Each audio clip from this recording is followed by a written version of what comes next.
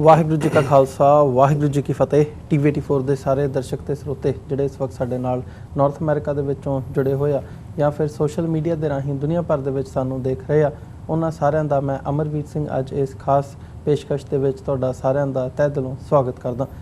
Viewers, ਅੱਜ ਇਸ programme ਦੇ ਵਿੱਚ ਅਸੀਂ ਬਾਹਰ ਡਾਇਸਪੋਰਾ ਸਿੱਖਾਂ ਦੀਆਂ ਜਿਹੜੀਆਂ ਐਕਟੀਵਿਟੀਜ਼ ਨੇ ਬਾਹਰਲੇ ਮੁਲਕਾਂ ਦੇ ਵਿੱਚ, ਉਹ ਨਾਰਥ ਅਮਰੀਕਾ ਹੋਵੇ, ਯੂਰਪ ਹੋਵੇ, ਆਸਟ੍ਰੇਲੀਆ ਹੋਵੇ, ਇਹਨਾਂ ਮੁਲਕਾਂ ਦੇ ਵਿੱਚ ਉਹਦੀ ਅਹਿਮੀਅਤ ਬਾਰੇ ਗੱਲ ਕਰਾਂਗੇ ਤੇ ਨਾਲ ਹੀ ਸਾਊਥ ਏਸ਼ੀਅਨ ਕੰਟੈਕਸਟ ਦੇ ਵਿੱਚ ਜਿਹੜੇ ਭਾਰਤ ਪਾਕਿਸਤਾਨ ਦੇ ਰਿਲੇਸ਼ਨਸ ਨੇ ਜਾਂ ਓਵਰਆਲ ਜਿਹੜੀ ਸਾਊਥ ਏਸ਼ੀਅਨ ਪੋਲਿਟਿਕਸ ਹੈਗੀ ਹੈ ਤੇ ਖਾਸ ਤੌਰ ਤੇ ਇੰਡੀਅਨ ਇਲੈਕਸ਼ਨਸ ਜਿਹੜਾ ਹੁਣ ਪੰਜਾਬ ਦੇ ਵਿੱਚ ਵੀ ਆਉਂਦੀ 19 ਤਰੀਕ ਨੂੰ, ਉੱਥੇ ਹੁਣ 19 ਤਰੀਕ ਹੋਣ ਵਾਲੀ ਹੈ, ਇੱਕ ਦਿਨ ਦਾ ਜਿਹੜਾ ਸਮਾਂ ਹੈ ਵਿਚਾਲੇ ਹੈ। ਸੋ ਇਹਨਾਂ ਇਲੈਕਸ਼ਨਸ ਦੇ ਜਿਹੜੇ ਰਿਜ਼ਲਟਸ ਨੇ ਤੇ ਉਹਦੇ ਪ੍ਰਭਾਵ ਕੀ ਹੋ ਸਕਦੇ ਨੇ ਸਾਊਥ ਏਸ਼ੀਅਨ ਪੋਲਿਟਿਕਸ ਦੇ ਵਿੱਚ, ਇਹਦੇ ਤੇ ਸਾਰੀ ਜਿਹੜੀ ਗੱਲਬਾਤ ਹੈ ਉਹ ਅੱਜ ਬੇਸਡ ਹੋਵੇਗੀ। ਇਸ ਗੱਲਬਾਤ ਦੇ ਲਈ, ਵਿਚਾਰ ਚਰਚਾ ਦੇ ਲਈ ਸਾਡੇ ਨਾਲ ਅੱਜ ਖਾਲਿਸਤਾਨ ਅਫੇਅਰ ਸੈਂਟਰ ਦੇ ਸੰਚਾਲਕ ਡਾਕਟਰ ਅਮਰਜੀਤ ਸਿੰਘ ਸਾਡੇ ਸਟੂਡੀਓ ਦੇ ਵਿੱਚ ਮੌਜੂਦ ਨੇ ਤੇ ਉਚੇਚੇ ਤੌਰ ਤੇ ਇੰਗਲੈਂਡ ਤੋਂ ਜਿਹੜੇ ਸਕਾਲਰ ਨੇ, ਯੂਨਾਈਟਿਡ ਨੇਸ਼ਨਸ ਦੇ ਐਡਵਾਈਜ਼ਰ ਦੇ ਤੌਰ ਤੇ ਵੀ ਸੇਵਾ ਨਿਭਾ ਰਹੇ ਨੇ,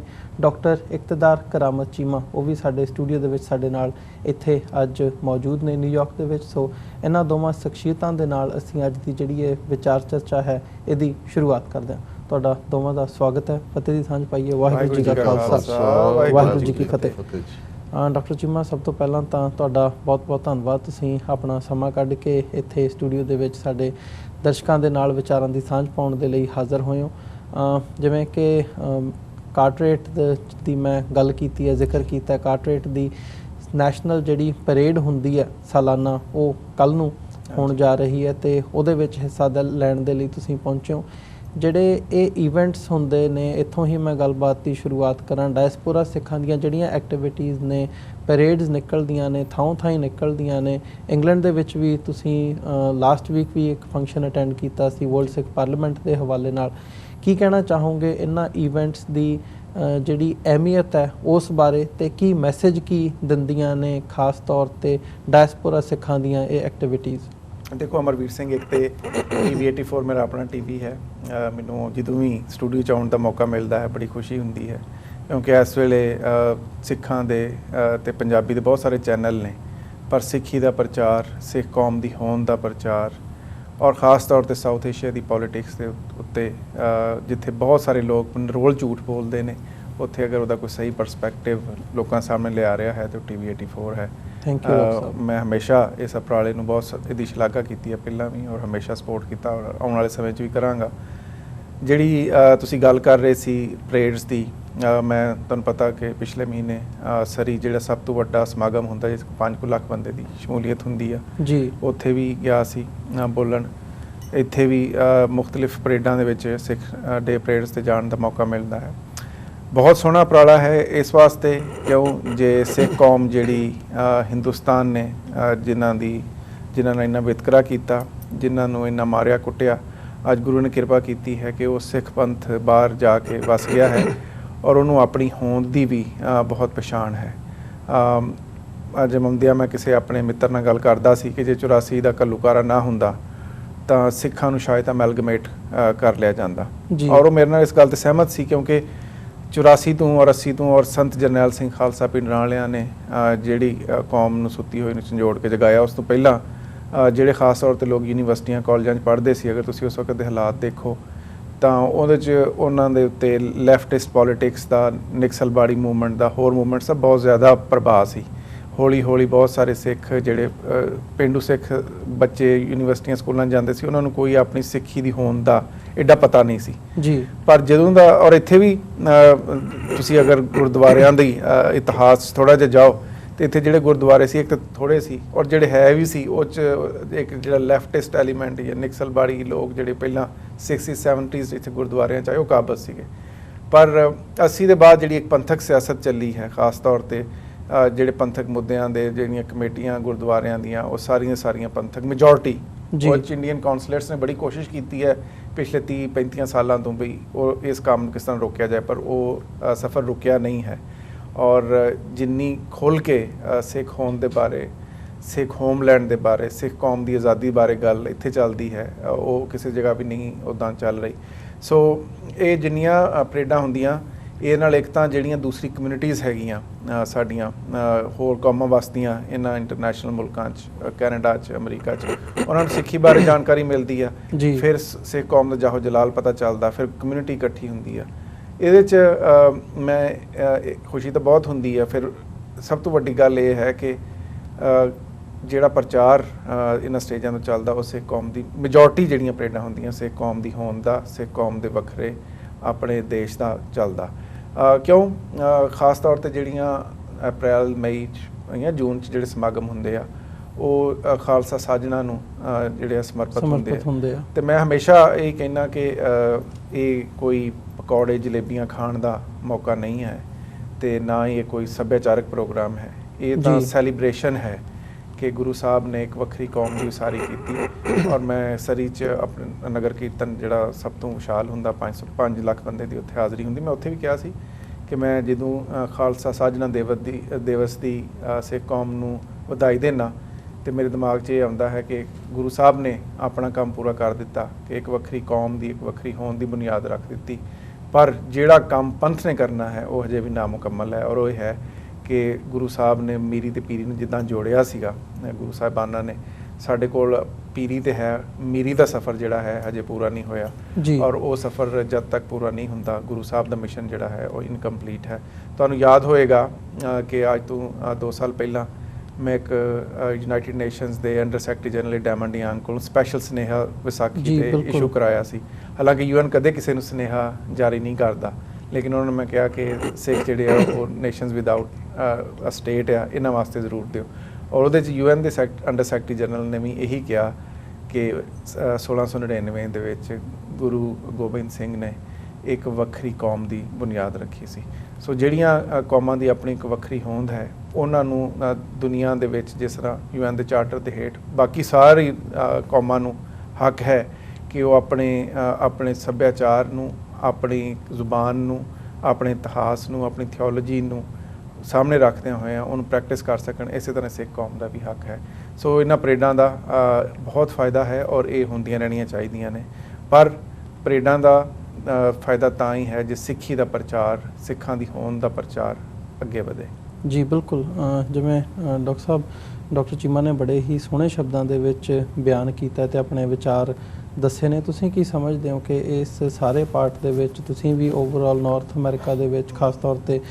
ਈਸਟ ਕੋਸਟ ਤੋਂ ਲੈ ਕੇ ਵੈਸਟ ਕੋਸਟ ਤੱਕ ਤੁਸੀਂ ਕਾਫੀ ਜਿਹੜੀ ਹੈ ਇਸ ਸਾਲ ਦੇ ਵਿੱਚ ਪਰੇਡਸ ਦੇ ਵਿੱਚ ਨਿੱਜੀ ਤੌਰ ਤੇ ਸ਼ਮੂਲੀਅਤ ਵੀ ਕੀਤੀ ਹੈ ਕਈ ਵਾਰ ਸਾਡੇ ਲੋਕਾਂ ਦੇ ਵੱਲੋਂ ਵੀ ਸਵਾਲ ਚੁੱਕਿਆ ਜਾਂਦਾ ਜੀ ਇੰਨਾ ਖਰਚ ਹੋ ਜਾਂਦਾ ਲੰਗਰ ਖਾ ਕੇ ਮੁੜ ਆਉਂਦੇ ਆ ਤੇ ਇਹਦੇ ਚੋਂ ਨਿਕਲਦਾ ਕੀ ਹੈ ਹੁੰਦਾ ਕੀ ਹੈ ਤੇ ਜਿਹੜਾ ਵੱਖਰੇ ਤੌਰ ਤੇ ਜਦੋਂ ਵੱਖਰੇ ਰਾਜ ਦੀ ਗੱਲ ਹੁੰਦੀ ਹੈ ਜਾਂ ਆਪਣੀ ਅਡਰੀ ਹੋਂਦ ਦੀ ਗੱਲ ਹੁੰਦੀ ਹੈ ਤੇ ਉਹਦੇ ਤੇ ਫਿਰ ਇੱਕ ਇੰਡੀਅਨ ਪ੍ਰੈਸ਼ਰ ਵੀ ਹੁੰਦਾ ਲੌਬੀ ਵੀ ਹੁੰਦੀ ਹੈ ਇਸ ਦੇ ਖਿਲਾਫ ਜਿਹੜੀ ਕਿ ਆਫੀਸ਼ੀਅਲ ਚੈਨਲਸ ਦੇ ਰਾਹੀਂ ਹੁੰਦੀ ਹੈ ਸੋ ਇਹਨਾਂ ਫੈਕਟਰਸ ਨੂੰ ਤੁਸੀਂ ਕਿਵੇਂ ਐਨਾਲਾਈਜ਼ ਕਰਦੇ ਹੋ ਕਿਵੇਂ ਦਾ ਮਹਿਸੂਸ ਕਰਦੇ ਹੋ ਦੇਖੋ ਡਾਕਟਰ ਸਾਹਿਬ ਨੇ ਤਾਂ ਜਿਵੇਂ ਪੰਜਾਬੀ 'ਚ ਕਹਿੰਦੇ ਨੇ ਵੀ ਕੁੱਜੇ 'ਚ ਸਮੁੰਦਰ ਬੰਦ ਕਰ ਦਿੱਤੇ ਜੀ ਔਰ ਉਹਦੇ 'ਚ ਕੋਈ ਬਹੁਤਾ ਐਡ ਕਰਨ ਦੀ ਗੱਲ ਤਾਂ ਨਹੀਂ ਜਾਪਦੀ ਲੇਕਿਨ ਜਿਹਨੂੰ ਅੱਜ ਅਸੀਂ ਨਗਰ ਕੀਰਤਨ ਜਾਂ ਪੈਰੇਡ ਕਹਿੰਦੇ ਆ ਇੱਕ ਜ਼ਮਾਨੇ ਦੇ ਵਿੱਚ ਲਫ਼ਜ਼ ਜਲੂਸ ਇਸਤੇਮਾਲ ਹੁੰਦਾ ਸੀ ਹੁਣ ਜਲੂਸ ਜਲਾਉ 'ਚੋਂ ਆਇਆ ਜਲਾਉ ਤੁਹਾਡੀ ਪਾਵਰ ਹੈ ਔ ਹੈ ਔਰ ਬਹੁਤ ਵਾਰ ਹੁਣ ਜਦੋਂ ਅਸੀਂ ਗੁਰੂ ਗ੍ਰੰਥ ਸਾਹਿਬ ਦੀ ਵੀ ਸਵਾਰੀ ਕਹਿੰਦੇ ਆ ਕਿ ਮਹਾਰਾਜ ਦੀ ਸਵਾਰੀ ਹੈ ਹੁਣ ਸਵਾਰ ਜਦੋਂ ਬਾਦਸ਼ਾਹ ਇੱਕ ਉਹ ਤਖਤ ਤੇ ਬੈਠਾ ਹੁੰਦਾ ਇੱਕ ਹੈ ਜਦੋਂ ਉਹ ਟਰੈਵਲ ਕਰਦਾ ਸੀ ਜਾਂ ਮਾਰਚ ਕਰਦਾ ਸੀ ਉਹ ਸਵਾਰੀ ਤੇ ਹੁੰਦਾ ਸੀ ਸੋ ਜ਼ਾਹਰ ਹੈ ਵੀ ਇਹ ਗੁਰੂ ਗ੍ਰੰਥ ਸਾਹਿਬ ਦੀ ਅਗਵਾਈ ਦੇ ਵਿੱਚ ਜਦੋਂ ਅਸੀਂ ਇਹ ਜਲੂਸ ਕੱਢਦੇ ਹਾਂ ਤੇ ਇਹ ਕੌਮ ਦੀ ਹੋਂਦ ਸਟਰੈਂਥ ਮੀਰੀ ਔਰ ਪੀਰੀ ਦੋਨਾਂ ਦੇ ਕਨਸੈਪਟ ਦੀ ਜਿਹੜੀ ਹੈ ਨੁਮਾਇੰਦਗੀ ਕਰਦਾ ਦੂਸਰਾ ਪਾਰਟ ਮੈਂ ਸਮਝਦਾ ਵੀ ਉਸ ਜਲਾਉ ਨੂੰ ਅਸੀਂ ਦੇਖ ਸਕਦੇ ਹਾਂ ਕਿ ਲਗਭਗ 125 ਸਾਲ ਪਹਿਲਾਂ ਸਿੱਖ ਕੈਨੇਡਾ 'ਚ ਆਏ ਔਰ ਜਿਵੇਂ ਚੀਮਾ ਸਾਹਿਬ ਨੇ ਸਰੀ ਦੀ ਪੈਰੇਡ ਦਾ ਜ਼ਿਕਰ ਕੀਤਾ ਜਿੱਥੇ ਸਰਕਾਰੀ ਜਿਹੜੇ ਅੰਕੜੇ ਨੇ ਉਹ 5 ਲੱਖ ਤੋਂ ਜ਼ਿਆਦਾ ਗਿਣਤੀ ਕਾਊਂਟ ਕਰਦੇ ਨੇ ਹੁੰਦਾ ਔਰ ਇੱਕ ਜ਼ਮਾਨਾ ਸੀ ਕਿ ਕਾਮਾਗਾਟਾ ਮਾਰੂ ਦਾ ਅਸੀਂ ਦੁਖਾਂਤ ਦੇਖਦੇ ਹਾਂ ਕਿ ਕਿਵੇਂ ਉਹਨਾਂ ਨੇ ਉਸ ਸ਼ੋਰ ਤੇ ਉਤਰਨ ਵੀ ਨਹੀਂ ਸੀ ਦਿੱਤਾ ਪਰ ਅੱਜ ਇਹ ਹੁੰਦਾ ਹੈ ਕਿ ਉਹ 5 ਲੱਖ ਲੋਕਾਂ ਦੇ ਸਾਹਮਣੇ ਹੋਣ ਲਈ ਤਿੰਨੋਂ ਹੀ ਵੱਡੀਆਂ ਪਾਰਟੀਆਂ ਦੇ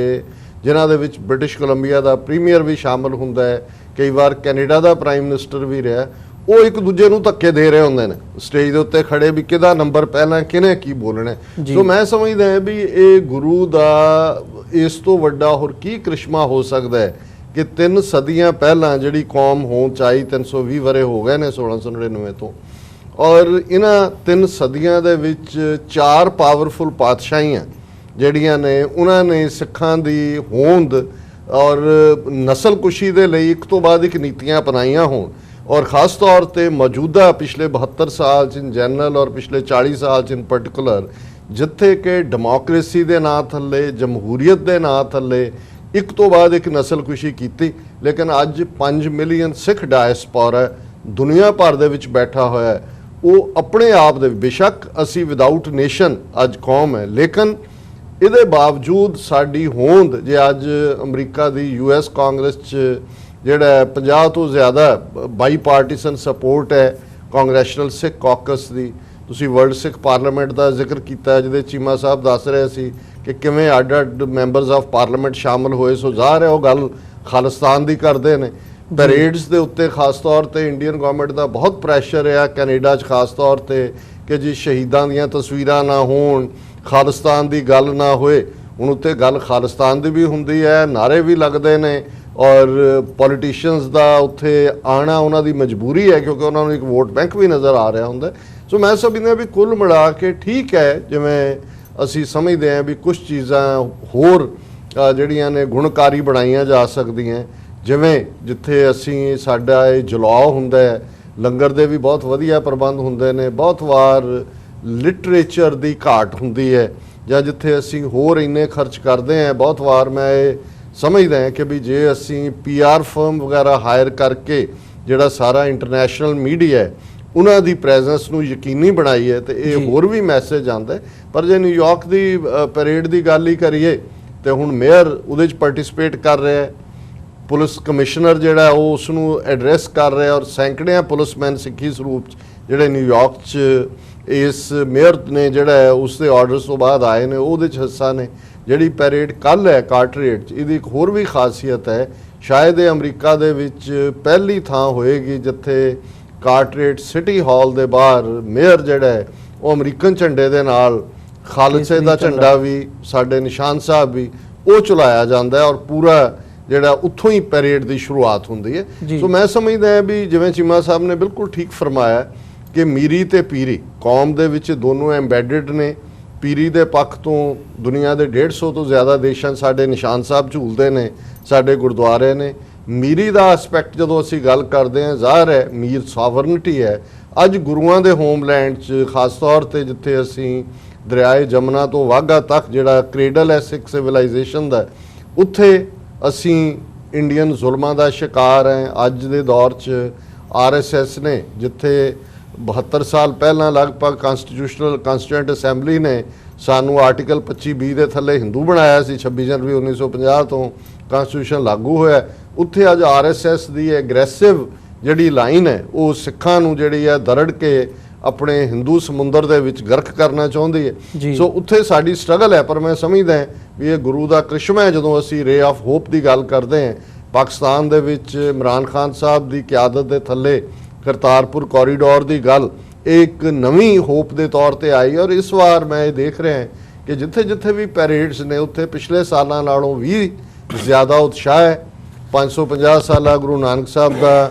ਪ੍ਰਕਾਸ਼ ਪੁਰਬ ਮਨਾਉਣ ਦੇ ਲਈ ਵੀ ਉਤਸ਼ਾਹ ਹੈ, ਔਰ ਜਿਵੇਂ ਨਿਊਯਾਰਕ ਦੀ ਪੈਰੇਡ 'ਚ ਕਰਤਾਰਪੁਰ ਦਾ ਇੱਕ ਪੂਰਾ ਫਲੋਟ ਸੀ, ਔਰ ਇਹ ਸਿੱਖ ਇਸ ਗੱਲ ਦੇ ਲਈ ਆਸਵੰਦ ਨੇ ਕਿ ਇਹ ਜਿਹੜੇ ਫਲੱਡ ਗੇਟਸ ਆਫ ਮੁਹੱਬਤ ਲਵ ਖੁੱਲੇ ਨੇ ਪਾਕਿਸਤਾਨ ਵੱਲੋਂ, ਇਹ ਸਾਡਾ ਜਿਹੜਾ ਅਲਟੀਮੇਟ ਸੋਵਰਨਿਟੀ ਦਾ ਗੋਲ ਵੀ ਹੈ। ਸਾਡੇ ਸ਼ਾਇਦ ਬਹੁਤ ਸਾਰਿਆਂ ਨੂੰ ਅਜੇ ਸਮਝ ਨਾ ਹੋਏ ਕਿ ਕਰਤਾਰਪੁਰ ਲਾਂਘੇ ਦੀ ਕੀ ਅਹਿਮੀਅਤ ਹੈ, ਸਾਡਾ ਦੁਸ਼ਮਣ ਬਹੁਤ ਚੰਗੀ ਤਰ੍ਹਾਂ ਸਮਝਦਾ। ਜੇ ਉਹਨਾਂ ਨੂੰ ਕੀ ਪ੍ਰੋਬਲਮ ਹੈ ਕਿ 3 ਮੀਲ ਦਾ ਬਣਾਉਣਾ ਵੀ ਪਾਕਿਸਤਾਨ ਨੇ ਹੈ, ਜਾਣਾ ਵੀ ਸਿੱਖਾਂ ਨੇ ਉੱਥੇ ਹੈ, ਸਿਕਿਉਰਿਟੀ ਇਸ਼ੂ ਵੀ ਉਹਨਾਂ ਦੇ ਨੇ, ਉਧਰੋਂ ਤਾਂ ਇੱਧਰ ਨਹੀਂ ਹੋਣੇ, ਲੇਕਿਨ ਉਹ ਇਹ ਸਮਝਦੇ ਨੇ ਕਿ ਅਲਟੀਮੇਟਲੀ ਗੱਲ ਇਹ ਖਾਲਿਸਤਾਨ ਵੱਲ ਜਾ ਰਹੀ ਹੈ। ਸਿੱਖ ਇੱਕ ਤੋਂ ਬਾਅਦ ਇੱਕ ਸਟੈਪ ਦੇ ਨਾਲ ਆਪਣੀ ਤਾਕਤ ਐਸਰਟ ਕਰ ਰਹੇ ਨੇ, ਔਰ 5 ਮਿਲੀਅਨ ਸਿੱਖ ਡਾਇਸਪੋਰਾ ਅੱਜ ਆਪਣੇ ਆਪ ਦੇ ਵਿੱਚ ਇੱਕ ਬਹੁਤ ਵੱਡੀ ਤਾਕਤ ਬਣ ਚੁੱਕਾ ਹੈ, ਜਿਹਨੂੰ ਕਾਊਂਟਰ ਕਰਨ ਦੇ ਲਈ ਇੰਡੀਅਨ ਇੰਟੈਲੀਜੈਂਸ ਏਜੰਸੀਆਂ ਦਿਨ ਰਾਤ ਇੱਕ ਕਰ ਰਹੀਆਂ ਨੇ। ਔਰ ਇਹ ਉਹਦਾ ਹੀ ਨਤੀਜਾ ਹੈ ਕਿ Indian ambassador, high commission, consulate,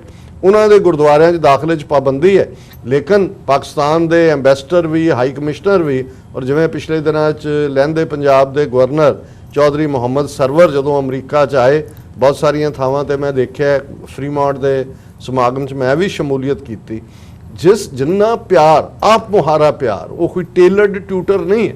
ਸੋ ਇਹ ਮੈਂ ਸਮਝਦਾ ਹਾਂ ਵੀ ਗੁਰੂ ਦਾ ਕ੍ਰਿਸ਼ਮਾ ਹੈ। ਸੋ ਇਹ ਸਾਡੇ ਨਗਰ ਕੀਰਤਨ, ਪੈਰੇਡਸ, ਇਹ ਵਰਥ ਨੇ, ਨੋ ਮੈਟਰ ਕਿੰਨਾ ਖਰਚ ਇਹਨਾਂ ਦੇ ਉੱਤੇ ਹੁੰਦਾ। ਜੀ ਬਿਲਕੁਲ। ਤੇ ਮੈਂ ਸਾਡੇ ਦਰਸ਼ਕਾਂ ਦੀ ਜਾਣਕਾਰੀ ਦੇ ਲਈ ਵੀ ਦੱਸ ਦਿਆਂ ਵੀ ਜਿਵੇਂ ਕਾਰਟਰੇਟ ਦੀ ਗੱਲ ਹੋਈ ਹੈ, ਕੱਲ੍ਹ ਨੂੰ ਸ਼ਨੀਵਾਰ ਨੂੰ ਕਾਰਟਰੇਟ ਦੇ ਵਿੱਚ ਸਾਲਾਨਾ ਜਿਹੜਾ ਇਹ ਨਗਰ ਕੀਰਤਨ ਹੈ, ਪੈਰੇਡ ਹੈ, ਨਿਕਲਣੀ ਹੈ, ਜਿਹਦੀ ਸ਼ੁਰੂਆਤ ਕਾਰਟਰੇਟ ਸਿਟੀ ਹਾਲ ਤੋਂ ਹੋਣੀ ਹੈ, ਜਿੱਥੇ ਕੇਸਰੀ ਨਿਸ਼ਾਨ, ਅਮਰੀਕਨ ਝੰਡੇ ਦੇ ਨਾਲ ਕੇਸਰੀ ਨਿਸ਼ਾਨ ਵੀ ਝੁਲਾਇਆ ਜਾਵੇਗਾ ਕਾਰਟਰੇਟ ਦੇ ਮੇਅਰ ਵੱਲੋਂ। ਤੇ ਇਹਦਾ ਲਾਈਵ ਟੈਲੀਕਾਸਟ ਜਿਹੜਾ ਹੈ ਉਹ ਤੁਸੀਂ TV 84 ਤੇ ਦੇਖ ਸਕੋਗੇ ਦੁਪਹਿਰ ਦੇ ਸਮੇਂ, ਇੱਥੋਂ ਦੇ ਨਿਊਯਾਰਕ ਦੇ ਈਸਟਰਨ ਟਾਈਮ ਦੇ ਮੁਤਾਬਕ। ਸੋ ਗੱਲਬਾਤ ਨੂੰ ਅੱਗੇ ਤੋਰੀਏ। ਡਾਕਟਰ ਸਾਹਿਬ, ਮੈਂ ਗੱਲਬਾਤ ਇੰਡੀਅਨ ਕੰਟੈਕਸਟ ਦੇ ਵਿੱਚੋਂ ਦੁਬਾਰਾ ਉੱਥੇ ਲੈ ਕੇ ਚੱਲੀ। ਇੰਡੀਅਨ ਇਲੈਕਸ਼ਨ ਦਾ ਇਸ ਵਕਤ ਪੂਰਾ ਜ਼ੋਰ ਹੈ। ਪੰਜਾਬ ਦੀਆਂ ਜਿਹੜੀਆਂ ਚੋਣਾਂ ਨੇ, ਇੱਕ ਦਿਨ ਰਹਿ ਗਿਆ ਵਿਚਾਲੇ, ਤੇ ਪੰਜਾਬ ਦੇ ਵਿੱਚ ਵੀ ਚੋਣਾਂ ਹੋਣ ਜਾ ਰਹੀਆਂ ਨੇ। 23 ਤਰੀਕ ਨੂੰ ਜਿਹੜੇ ਨਤੀਜੇ ਨੇ ਉਹ ਨਿਕਲਣਗੇ। ਤੁਸੀਂ ਕੀ ਸਮਝਦੇ ਹੋ ਜਿਹੜਾ ਮਾਹੌਲ ਹੈ ਜਾਂ ਜਿਸ ਹਿਸਾਬ ਨਾਲ ਚੋਣਾਂ ਪਈਆਂ ਨੇ, ਇੱਕ ਪਾਕਿਸਤਾਨ ਫੈਕਟਰ, ਪਾਕਿਸਤਾਨ ਨੂੰ ਭੰਡਣਾ, ਬਾਲਾਕੋਟ ਸਟ੍ਰਾਈਕ, ਓਵਰਆਲ ਫਿਰ ਇੱਕ ਜਿਹੜਾ ਨਰਿੰਦਰ ਮੋਦੀ ਦਾ ਜਾਂ BJP ਦਾ ਅਸੀਂ ਕਹਿ ਲਈਏ ਪੋਲਰਾਈਜੇਸ਼ਨ ਦੀ ਨੀਤੀ ਹੈ, ਉਹ ਵੀ ਕਿਤੇ ਨਾ ਕਿਤੇ ਪ੍ਰਬਲਤਾ ਦੇ ਨਾਲ ਇਸ ਵਕਤ ਦਿਖੀ ਹੈ। ਇਸ ਸਾਰੇ ਟਾਈਮ ਪੀਰੀਅਡ ਦੇ ਵਿੱਚ ਕੀ ਐਨਾਲਾਈਜ਼ ਕਰਦੇ ਹੋ, ਜਿਹੜੇ ਇਹਦੇ ਰਿਜ਼ਲਟਸ ਨੇ ਉਹ ਕਿੱਧਰ ਨੂੰ ਲੈ ਕੇ ਜਾ ਸਕਦੇ ਨੇ ਗੱਲ ਨੂੰ, ਜਾਂ ਓਵਰਆਲ ਇੰਡੀਅਨ ਪਾਲਿਸੀ ਨੂੰ ਵੀ, ਤੇ ਪਾਕਿਸਤਾਨ ਦੇ ਨਾਲ ਜਿਹੜੀ ਆਪਸੀ ਟਸਲ ਹੈ ਉਸ ਹਵਾਲੇ ਨਾਲ ਵੀ? ਦੇਖੋ ਅਮਰਵੀਰ, ਮੈਨੂੰ ਜਿਹੜਾ ਲੱਗਦਾ, ਮੈਂ ਥੋੜੀ ਜਿਹੀ ਉੱਥੇ ਦੀ ਪੋਲਿਟਿਕਸ ਦੇਖਦੇ, ਮੈਂ ਰੂਲ ਆਊਟ ਨਹੀਂ ਕਰ ਸਕਦਾ ਕਿ BJP ਦੀ ਸਰਕਾਰ ਫਿਰ ਆ ਜਾਏ, ਕਿਉਂਕਿ ਜਿਸ ਤਰ੍ਹਾਂ ਪੋਲਿਟਿਕਸ ਆਫ ਹੇਟ ਉਹਨਾਂ ਨੇ ਕੀਤੀ ਹੈ ਔਰ ਪਾਕਿਸਤਾਨ ਦਾ ਇੱਕ ਹਵਾ ਜਿਹਾ ਖੜਾ ਕਰਕੇ ਲੋਕਾਂ ਨੂੰ ਭਾਰਤ ਦੇ ਵਿੱਚ ਡਰਾਉਣ ਦੀ ਕੋਸ਼ਿਸ਼ ਕੀਤੀ ਹੈ, ਸ਼ਾਇਦ ਉਹ ਕਿਸੇ ਹੱਦ ਤੱਕ ਉਹਦੇ 'ਚ ਕਾਮਯਾਬ ਹੋ ਜਾਣ। ਹਾਲਾਂਕਿ ਮੋਦੀ ਦਾ ਜਿੰਨਾ ਇਹ ਡਰਾਮਾ ਔਰ ਉਹਦੇ ਜਿੰਨੇ ਝੂਠ ਨੇ ਉਹ ਖੁੱਲ੍ਹ ਕੇ ਸਾਹਮਣੇ ਆਏ ਨੇ, ਸਟ੍ਰਾਈਕਸ ਦੀ ਗੱਲ ਹੋਵੇ ਜਾਂ ਪਾਕਿਸਤਾਨ ਦਾ ਜਹਾਜ਼ ਮਾਰਨ ਦੀ ਗੱਲ ਹੋਵੇ, F-16 ਦਾ ਜਿਹੜਾ ਉਹਨੇ ਰੌਲਾ ਪਾਇਆ ਉਹ ਹੋਵੇ, ਉਹ ਸਾਰੀਆਂ ਲੋਕਾਂ ਦੇ ਸਾਹਮਣੇ ਖੁੱਲ੍ਹ ਕੇ ਆ ਗਈਆਂ ਵੀ ਸਾਰੇ ਝੂਠ ਸੀ। ਪਰ ਮੈਨੂੰ ਇੱਕ ਚੀਜ਼ ਦੀ ਦੁੱਖ ਹੁੰਦਾ ਕਿ ਇੰਡੀਆ ਪਾਕਿਸਤਾਨ ਪਾਰਟੀਸ਼ਨ ਦੇ ਬਾਅਦ ਦੋਵਾਂ ਪਾਸੇ ਲੋਕ ਇੱਕੋ ਜਿੰਨੇ ਹੀ, ਜਾਂ ਤਾਂ ਜੇ ਸਿਆਣੇ ਨੇ ਤੇ ਇੱਕੋ ਜਿੰਨੇ ਹੀ ਨੇ, ਤੇ ਜੇ ਮੂਰਖ ਨੇ ਤੇ ਇੱਕੋ ਜਿੰਨੇ ਮੈਨੂੰ ਨਜ਼ਰ ਆਉਂਦੇ ਸੀ। ਪਾਕਿਸਤਾਨ ਦੇ ਲੋਕ ਵੀ ਬਹੁਤ ਦੇਰ ਤੱਕ ਦੋ ਪਾਰਟੀਆਂ ਨੂੰ ਚੁਣਦੇ ਆਏ, ਪਰ ਹੁਣ ਉਹਨਾਂ ਉੱਥੇ ਇੱਕ ਲੋਕਾਂ ਦੇ ਵਿੱਚ ਪੋਲੀਟੀਕਲੀ ਇੱਕ ਉਹ ਜਾਗਰੂਕ ਹੋਏ ਔਰ ਉਹਨਾਂ ਨੇ ਕਿਹਾ ਵੀ ਸਾਨੂੰ ਉਹ ਜਿਹੜੀਆਂ ਕਨਵੈਨਸ਼ਨਲ ਦੋ ਪਾਰਟੀਆਂ ਸੀਗੀਆਂ ਉਹਨਾਂ ਨੂੰ ਅਸੀਂ ਮੌਕਾ ਦਿੱਤਾ, ਉਹਨਾਂ ਨੇ ਹੁਣ ਇੱਕ ਤੀਸਰੀ ਪਾਰਟੀ ਨੂੰ ਮੌਕਾ ਦਿੱਤਾ, ਔਰ ਜਿਹੜੀਆਂ ਪਾਰਟੀਆਂ ਨੂੰ ਮੂਰਖ ਬਣਾਉਂਦੀਆਂ ਆਈਆਂ ਉਹਨਾਂ ਨੇ ਉਹਨਾਂ ਨੂੰ ਇੱਕ ਪਾਸੇ ਕਰ ਦਿੱਤਾ। ਪਰ ਹਿੰਦੁਸਤਾਨ 'ਚ ਮੈਨੂੰ ਲੋਕਾਂ 'ਚ ਇੱਦਾਂ ਦੀ ਕੋਈ ਅਵੇਅਰਨੈਸ ਨਜ਼ਰ ਨਹੀਂ ਆਈ, ਕਿਉਂਕਿ ਉੱਥੇ ਹੁਣ ਵੀ ਟ੍ਰਾਂਸਫਰ ਆਫ ਪਾਵਰ ਦੇ 70-72 ਸਾਲਾਂ ਬਾਅਦ ਵੀ ਟ੍ਰੈਂਡਸ ਉਹੀ ਨੇ ਕਿ ਜੇ ਵੋਟ ਲੈਣਾ ਤਾਂ ਘੱਟ ਗਿਣਤੀਆਂ ਦਾ ਘਾਣ ਕਰ ਲਓ। ਜਿਸ ਤਰ੍ਹਾਂ ਇੰਦਰਾ ਗਾਂਧੀ ਨੇ ਦਰਬਾਰ ਸਾਹਿਬ 'ਤੇ ਹਮਲੇ ਦਾ ਇੱਕ ਕਾਰਨ ਇਹ ਵੀ ਸੀ ਕਿ ਤੁਹਾਨੂੰ ਪਤਾ ਹੀ ਆ ਕਿ ਉਸ ਤੋਂ ਪਹਿਲਾਂ ਉਹਨੇ ਐਮਰਜੈਂਸੀ ਲਾਈ, ਉਹ ਸੋ ਕਾਲਡ ਸੈਕੂਲਰ ਉਹਨੂੰ ਡਿਕਲੇਅਰ ਕੀਤਾ। ਯਾਨੀ ਇਹ ਕਈ ਭਾਰਤੀ ਬੜੇ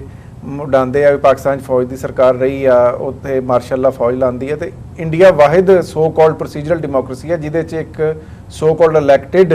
ਪ੍ਰਾਈਮ ਮਿਨਿਸਟਰ ਨੇ, ਉਹਨੂੰ ਤੁਸੀਂ ਮਾਰਸ਼ਲ ਲਾ ਨਾ ਕਹੋ, ਐਮਰਜੈਂਸੀ ਕਹਿ ਲਓ, ਜੋ ਮਰਜ਼ੀ ਕਹਿ ਲਓ। ਅਸੈਂਬਲੀਆਂ ਜਿਹੜੀ ਡਿਸਕੁਆਲੀਫਾਈ ਹੋਈ ਔਰ ਉਹਦੇ ਬਾਅਦ ਉਹਨੇ ਕੋਰਟ ਤੋਂ ਡਿਸਕੁਆਲੀਫਾਈ ਹੋਣ ਦੇ ਬਾਅਦ ਮੁਲਕ 'ਚ ਐਮਰਜੈਂਸੀ ਲਾ ਕੇ ਮੁਲਕ 'ਚ ਆਪਣਾ ਰਾਜ ਬਣਾਏ ਰੱਖਿਆ। ਉਹਦੇ ਬਾਅਦ ਸਿੱਖਾਂ ਦਾ ਘੱਲੂਕਾਰਾ ਕਰਾਇਆ ਸਿਰਫ ਇਲੈਕਸ਼ਨ ਦੀ ਨੀਤੀ ਵਾਸਤੇ। ਜੀ ਇਹ ਇਸ ਤਰ੍ਹਾਂ ਦੀ ਸਿਆਸਤ ਇੱਕ ਵਾਰੀ ਸਿੱਖਾਂ ਨਾਲੇ ਕਰਕੇ 84 ਦੇ ਬਾਅਦ ਉਹਨੇ ਇਲੈਕਸ਼ਨ ਦੇ ਵਿੱਚ ਵੋਟ ਲੈਣ ਦੀ ਕੋਸ਼ਿਸ਼ ਕੀਤੀ। BJP ਦੀ ਜਿਹੜੀ 90s ਸਰਕਾਰ ਬਣੀ ਉਹ ਰਾਮ ਮੰਦਿਰ ਦੇ ਇਸ਼ੂ ਤੇ ਬਣ ਗਈ। ਹੁਣ BJP ਦੇ ਕੋਲ ਹੋਰ ਤਾਂ ਨਾਰਾ ਹੈ ਨਹੀਂ ਸੀ। ਪਿਛਲੀ ਵਾਰੀ ਜਿਹੜੀ ਸੋ ਕਾਲਡ ਮੋਦੀ ਲਹਿਰ ਚੱਲੀ ਸੀ ਵੀ ਅਸੀਂ ਭਾਰਤ ਦਾ ਵਿਕਾਸ ਕਰਾਂਗੇ, ਸਭ ਦਾ ਵਿਕਾਸ ਹੋਗਾ, ਗੋਲਡਨ ਭਾਰਤ ਤੇ ਫਲਾਣਾ ਟਿੰਗਾ, ਉਹ ਸਾਰਾ ਤਾਂ ਫੇਲ ਹੋ ਗਿਆ। ਇਕਨੋਮਿਕਲੀ ਮੁਲਕ ਥੱਲੇ ਚਲਾ ਗਿਆ, ਫੋਰਨ ਪੋਲਿਸੀ 'ਚ ਮਾਰ ਖਾ ਗਿਆ,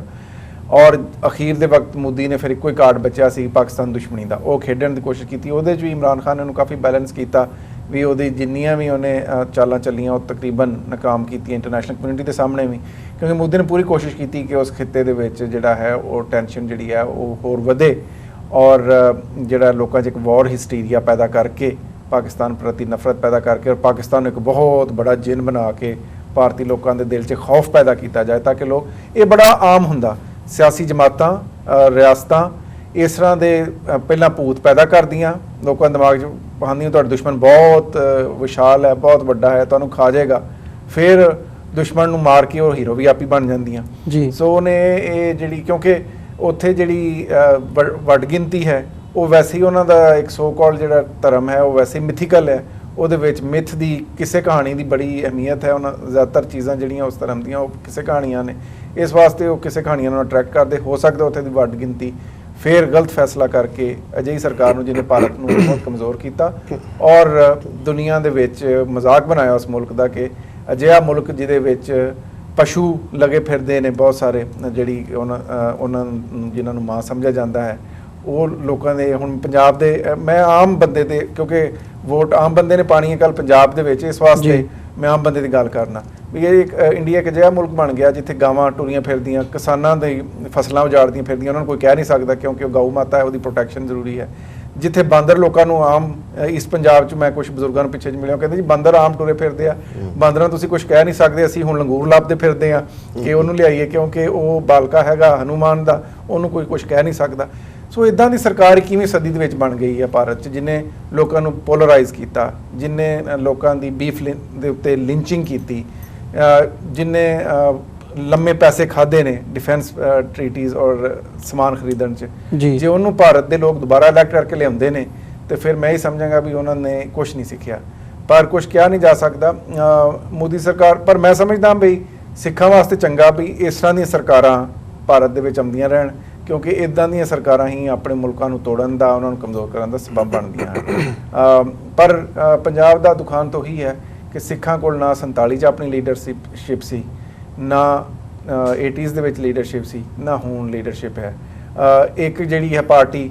ਉਹ ਸਿੱਖਾਂ ਨੂੰ ਮਾਰਦੀ ਹੈ, ਦੂਸਰੀ ਉਹਨਾਂ ਨੂੰ ਸਿਧਾਂਤਕ ਤੌਰ ਤੇ RSS ਰਾਹੀਂ ਢਾਲ ਲਾਉਂਦੀ ਹੈ। ਸੋ ਸਿੱਖਾਂ ਦੇ ਕੋਲ ਆਪਣੀ ਕੋਈ ਲੀਡਰਸ਼ਿਪ ਅਨਫੋਰਚੂਨੇਟਲੀ ਨਹੀਂ ਹੈ। ਔਰ ਹੁਣ ਤੁਸੀਂ ਦੇਖੋ ਪੰਜਾਬ ਦੇ ਵਿੱਚ ਜਿਹੜੀ ਡੈਮੋਗ੍ਰਾਫੀ ਹੈ ਬਦਲ ਰਹੀ ਹੈ, ਸਾਡੀ ਨੌਜਵਾਨ ਨਸਲ ਬਹੁਤ ਸਾਰੀ ਇੱਥੇ ਆ ਰਹੀ, ਉਹਦੇ ਫਾਇਦੇ ਵੀ ਹਨ, ਲੇਕਿਨ ਉੱਥੇ ਹੁਣ ਦੂਸਰੀਆਂ ਸਟੇਟਾਂ ਤੋਂ ਆ ਕੇ ਪੰਜਾਬ ਦੇ ਵਿੱਚ ਜਿਹੜੀਆਂ ਹੋਰ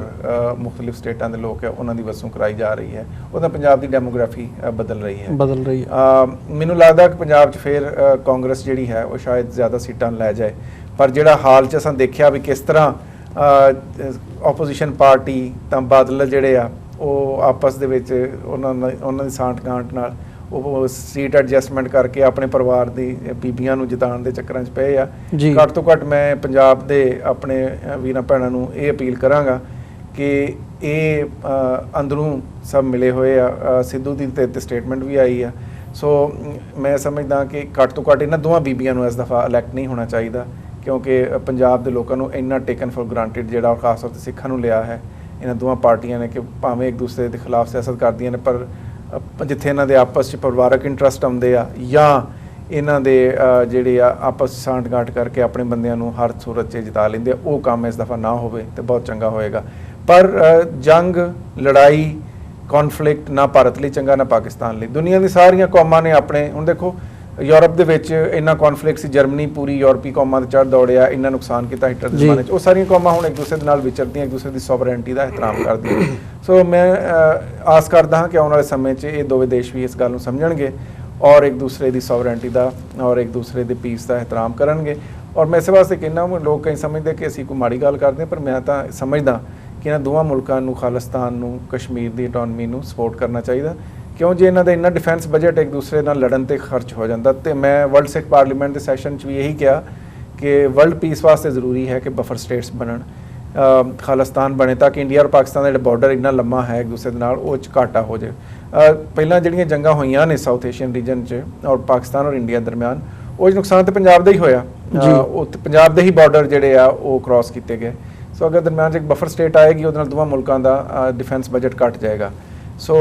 ਅਸੀਂ ਆਸ ਕਰਦੇ ਹਾਂ ਕਿ ਆਉਣ ਵਾਲੇ ਸਮੇਂ 'ਚ ਇੱਥੇ ਦੇ ਜਿਹੜੇ ਲੀਡਰ ਹੈਗੇ ਨੇ, ਖਾਸ ਤੌਰ 'ਤੇ ਇੰਡੀਅਨ ਸਾਈਡ ਦੇ, ਉਹ ਜਿਹੜੀ ਨਫ਼ਰਤ ਦੀ ਸਿਆਸਤ ਹੈ, ਫੀਅਰ ਦੀ ਸਿਆਸਤ ਹੈ, politics of hatred and fear ਹੈ, ਘੱਟ ਗਿਣਤੀਆਂ ਨੂੰ ਮਾਰ ਕੁੱਟ ਕੇ ਵੋਟ ਲੈਣ ਦੀ ਸਿਆਸਤ ਹੈ, ਉਹ ਤੋਂ ਬਚਣਗੇ, ਬਲਕਿ ਲੋਕਾਂ ਦੇ ਵੈਲਫੇਅਰ 'ਚ ਜੈਨੂਇਨਲੀ ਪਾਰਟਿਸਿਪੇਟ ਕਰਕੇ ਆਪਣੀ ਸਿਆਸਤ ਨੂੰ ਅੱਗੇ ਲੈ ਕੇ ਆਉਣਗੇ। ਜੀ ਡਾਕਟਰ ਸਾਹਿਬ, ਤੁਸੀਂ ਕੀ ਪ੍ਰੈਡਿਕਟ ਕਰਦੇ ਹੋ ਇਹ ਸਾਰੇ ਟਾਈਮ ਪੀਰੀਅਡ ਦੇ ਵਿੱਚ ਤੇ ਇਹਨਾਂ ਇਲੈਕਸ਼ਨ ਰਿਜ਼ਲਟਸ ਨੂੰ ਮੁੱਖ ਰੱਖਦੇ ਹੋ? ਦੇਖੋ 2014 'ਚ ਬੀਜੇਪੀ ਨੇ ਪਾਵਰ ਗ੍ਰੈਬ ਕਰਨ ਦੇ ਲਈ ਇਕਨੋਮਿਕਸ ਦਾ ਸਹਾਰਾ ਜ਼ਿਆਦਾ ਲਿਆ। ਹਾਲਾਂਕਿ ਜ਼ਾਹਰ ਹੈ ਕਿ ਮੋਦੀ ਦੀ ਕੁਆਲੀਫਿਕੇਸ਼ਨ ਹੀ ਇਹ ਸੀ ਕਿ 2002 ਦੇ ਵਿੱਚ ਉਹਨੇ ਹਜ਼ਾਰਾਂ ਮੁਸਲਮਾਨਾਂ ਦਾ ਕਤਲੇਆਮ ਗੁਜਰਾਤ 'ਚ ਕੀਤਾ ਔਰ ਇਹ ਟਾਈਟਲ ਆਪਣਾ ਘੜਿਆ ਹੀ ਆਪਣੇ ਗਲ 'ਚੋਂ ਲੇਬਲ ਪਵਾਇਆ ਹੈ ਹਿੰਦੂ ਹਿਰਦੇ ਸਮਰਾਟ। ਹੁਣ 2014 ਚ सबका साथ सबका विकास ਦੇ ਨਾਂ ਥੱਲੇ ਈਵਨ ਇੱਕ ਸਮਾਲ ਪਰਸੈਂਟੇਜ ਮੁਸਲਮਾਨਾਂ ਦੀ ਵੀ ਯੂਪੀ ਬਿਹਾਰ ਦੇ ਵਿੱਚ ਬੀਜੇਪੀ ਦੇ ਖਾਤੇ ਚ ਆਈ। ਪਰ ਜ਼ਾਹਰ ਹੈ ਕਿ 5 ਸਾਲ ਚ ਹਰ ਫਰੰਟ ਦੇ ਉੱਤੇ ਹਕੂਮਤ ਫੇਲ ਹੋਈ। ਉਹ ਕਰਪਸ਼ਨ ਹੋਏ, ਕਿਵੇਂ ਕੋਈ ਨੀਰਵ ਮੋਦੀ, ਕੋਈ ਲਲਿਤ ਮੋਦੀ, ਕੋਈ ਮਾਲਿਆ ਕਈ ਹਜ਼ਾਰ ਕਰੋੜ ਲੈ ਕੇ ਦੌੜ ਗਏ ਔਰ ਨੌਕਰੀਆਂ ਦਾ 2 ਕਰੋੜ ਤੋਂ ਜ਼ਿਆਦਾ ਨੌਕਰੀਆਂ ਕ੍ਰੀਏਟ ਕਰਨ ਦਾ ਜਿਹੜਾ ਉਹਨਾਂ ਦਾ 2 ਲੱਖ ਤੋਂ ਜ਼ਿਆਦਾ ਉਹਦੇ ਥੱਲੇ ਹੋਰ ਜ਼ਿਆਦਾ ਅਨਇੰਪਲੋਇਮੈਂਟ ਹੋਈ। ਹਰ ਫਰੰਟ ਤੇ ਫੇਲ ਹੋਣ ਤੋਂ ਬਾਅਦ ਮੈਂ ਸਮਝਦਾ ਵੀ ਇਹਨਾਂ ਦੇ ਹੈੱਡਕੁਆਰਟਰ ਆਰਐਸਐਸ ਦੇ ਨਾਗਪੁਰ 'ਚ ਬੈਠ ਕੇ ਉਹਨਾਂ ਨੇ ਉਹੀ ਸਟ੍ਰੈਟਜੀ ਫਿਰ ਵਾਪਸ ਮੁੜੇ, ਜਿਹਦੇ 'ਚ ਨਫ਼ਰਤ, ਮੁਸਲਮਾਨਾਂ ਦੇ ਖਿਲਾਫ, ਘੱਟ ਗਿਣਤੀਆਂ ਦੇ ਖਿਲਾਫ ਔਰ ਹਰ ਚੀਜ਼ ਦੇ ਲਈ ਜਿਹੜਾ ਔਰ ਪਾਕਿਸਤਾਨ ਦੇ ਖਿਲਾਫ। ਔਰ ਇਹ ਜੇ ਤੁਸੀਂ ਸਾਰੇ ਦੀ ਟਾਈਮਲਾਈਨ ਪੁਲਵਾਮਾ ਤੋਂ ਬਾਲਾਕੋਟ ਤੱਕ ਦੇਖੋ ਔਰ ਉਸ ਨੂੰ ਕਿਵੇਂ ਆਰਕੈਸਟ੍ਰੇਟ ਕੀਤਾ ਔਰ ਕਿਵੇਂ ਰੱਜ ਕੇ ਸ਼ਰੇ ਬਾਜ਼ਾਰ ਸਰੇਆਮ ਝੂਠ ਬੋਲਿਆ। ਹੁਣ ਦੇਖਣ ਵਾਲੀ ਗੱਲ ਇਹ ਹੈ ਵੀ ਇਹਦੇ 'ਚ ਕੋਈ ਸ਼ੱਕ ਨਹੀਂ ਹੈ ਕਿ ਇਸ ਵਾਰ ਕਿਤੇ ਵੀ ਕਿਸੇ ਦੀ ਵੀ ਕੋਈ ਵੇਵ ਨਹੀਂ ਸੀ ਚੱਲ ਰਹੀ, ਇਹਦੇ 'ਚ ਕੋਈ ਦੋ ਰਾਵਾਂ ਨਹੀਂ ਨੇ। ਕੁਝ ਸਟੇਟਾਂ ਦੇ ਵਿੱਚ ਜਿਵੇਂ ਖਾਸ ਤੌਰ ਤੇ ਯੂਪੀ ਦੇ ਵਿੱਚ ਸੋਸ਼ਲਿਸਟ ਪਾਰਟੀ ਔਰ ਬਹੁਜਨ ਸਮਾਜ ਪਾਰਟੀ ਦਾ ਗਠਬੰਧਨ ਜਾਂ ਉਹਨਾਂ ਦਾ ਗੱਠਜੋੜ ਜਿਹੜਾ ਹੈ ਉਹ ਸਰਟਨਲੀ ਇਹਨਾਂ ਨੂੰ ਕਾਫੀ ਖੌਰਾ ਲਾਏਗਾ ਔਰ ਬਿਹਾਰ ਦੇ ਵਿੱਚ ਵੀ ਖੌਰਾ ਲੱਗੇਗਾ। ਪਰ ਇਹਨਾਂ ਨੇ ਕਿਉਂਕਿ ਹੁਣ ਬੰਗਾਲ ਇੱਕ ਐਸੀ ਸਟੇਟ ਹੈ ਜਿੱਥੇ 30% ਪਾਪੂਲੇਸ਼ਨ ਮੁਸਲਮਾਨਾਂ ਦੀ ਹੈ ਔਰ ਇਸ ਵਾਰ ਇਹਨਾਂ ਨੇ ਜੇ ਅਸੀਂ ਦੇਖੀਏ ਕਿ ਈਵਨ ਚੋਣ ਕਮਿਸ਼ਨ ਨੇ ਬੰਗਾਲ ਦੇ ਵਿੱਚ 24 ਘੰਟੇ ਪਹਿਲਾਂ ਜਿਹੜਾ ਹੈ ਉਹਨਾਂ ਦਾ ਚੋਣ ਪ੍ਰਚਾਰ ਬੰਦ ਕਰਵਾ ਦਿੱਤਾ। ਹੁਣ ਇਹ ਵੀ ਸਾਹਮਣੇ ਆਇਆ ਕਿ ਅਮਿਤ ਸ਼ਾਹ ਦੀ ਜਿਹੜੀ ਰੈਲੀ 'ਚ ਜਿਹੜੀ ਵਾਇਲੈਂਸ ਹੋਈ, ਈਸ਼ਵਰ ਚੰਦਰ ਵਿਦਿਆਸਾਗਰ ਦਾ ਬੁੱਤ ਤੋੜਿਆ ਗਿਆ, ਕਾਲਜ ਵੜੇ, ਇਹਨਾਂ ਦੇ ਹੀ ਬੰਦੇ ਸੀ ਕਿਉਂਕਿ ਇਹ ਸਿਰਫ ਮਾਰ-ਤਾੜ ਦੰਗਈ ਸਿਆਸਤ 'ਚੋਂ ਬੀਜੇਪੀ ਨਿਕਲਦੀ ਹੈ। ਸੋ ਬੰਗਾਲ ਦੇ ਵਿੱਚ ਇਹ ਆਸ ਕਰਦੇ ਨੇ ਵੀ ਜਿਹੜਾ ਨੁਕਸਾਨ ਇਹਨਾਂ ਦਾ ਯੂਪੀ ਜਾਂ ਬਿਹਾਰ 'ਚ, ਯੂਪੀ 'ਚ ਖਾਸ ਤੌਰ ਤੇ ਹੋਏਗਾ ਉਹ ਬੰਗਾਲ 'ਚ ਪੂਰਾ ਕਰ ਸਕਦੇ ਨੇ। ਪਰ ਮੈਨੂੰ ਇਹ ਲੱਗਦਾ ਹੈ ਵੀ ਇੱਕ ਤਾਂ EVM ਮਸ਼ੀਨਾਂ ਜਿਹੜੀਆਂ ਪਹਿਲੇ ਦਿਨ ਤੋਂ ਹੀ ਸ਼ੱਕ ਦੇ ਦਾਇਰੇ 'ਚ ਰਹੀਆਂ ਨੇ ਜੀ, ਉਹਨਾਂ ਦੇ ਵਿੱਚ ਜ਼ਰੂਰ ਗੜਬੜ ਹੋਏਗੀ ਔਰ ਇਹ ਮੈਨੂੰ ਲੱਗਦਾ ਹੈ ਕਿ ਵੀ ਇਸ ਵਾਰ ਕੁਆਇਟ ਪੋਸੀਬਿਲਿਟੀ ਹੈ ਕਿ ਜਿਹੜੀਆਂ ਖੇਤਰੀ ਪਾਰਟੀਆਂ ਨੇ ਉਹਨਾਂ 'ਚ ਖਾਸ ਤੌਰ ਤੇ ਮਾਇਆਵਤੀ ਦੀ ਔਰ ਸੋਸ਼ਲਿਸਟ ਪਾਰਟੀ ਔਰ ਮਮਤਾ ਬੈਨਰਜੀ ਦੀ ਪਾਰਟੀ, ਕਿਸੇ ਹੱਦ ਤੱਕ ਈਵਨ ਸਾਊਥ ਦੇ ਵਿੱਚ ਸਟਾਲਨ ਦੇ ਵੀ ਤਮਿਲਨਾਡੂ 'ਚ ਹੋ ਸਕਦਾ ਹੈ ਜਾਂ ਐਤਕੀ ਨਾਇਡੂ ਦੀ ਪੋਜੀਸ਼ਨ ਕਮਜ਼ੋਰ ਹੈ ਆਂਧਰਾ ਪ੍ਰਦੇਸ਼, ਪਰ ਜਿਹੜਾ ਰਾਜੇਸ਼ਵਰ ਰਾਓ ਹੈ ਤੇਲੰਗਾਨਾ ਦੇ ਵਿੱਚ ਉਹ 12-13 ਸੀਟਾਂ ਕੱਢ ਲਏਗਾ। ਸੋ ਮੈਨੂੰ ਲੱਗਦਾ ਕਿ ਜੇ ਐਬਸੋਲੂਟ ਮੈਜੋਰਿਟੀ ਇਹ ਨਾ ਵੀ ਇਸ ਇੰਨੀ ਨਫ਼ਰਤ ਦੇ ਬਾਵਜੂਦ ਜਿਹੜਾ ਉਹ ਲੈ ਸਕੇ ਤੇ ਇਹਨਾਂ ਦੇ ਕੋਲ ਅੰਨਾ ਪੈਸਾ ਹੈ, ਕਰੋੜਾਂ ਰੁਪਏ ਜਿਹੜੇ ਇਹਨਾਂ ਨੇ ਜਿੰਨਾ ਪੈਸਾ ਇਹਨਾਂ ਨੇ ਬਣਾਇਆ 72 ਸਾਲ ਦੇ ਰਿਕਾਰਡ ਮਾਤ ਕਰ ਦਿੱਤੇ ਨੇ। ਦੂਸਰਾ ਜਿਹੜੀਆਂ ਤੁਸੀਂ ਖੇਤਰੀ ਪਾਰਟੀਆਂ ਦੇਖਦੇ ਹੋ ਉਹਨਾਂ ਦੇ ਸਾਰਿਆਂ ਦੇ ਮੁਖੀਆਂ ਦੇ ਖਿਲਾਫ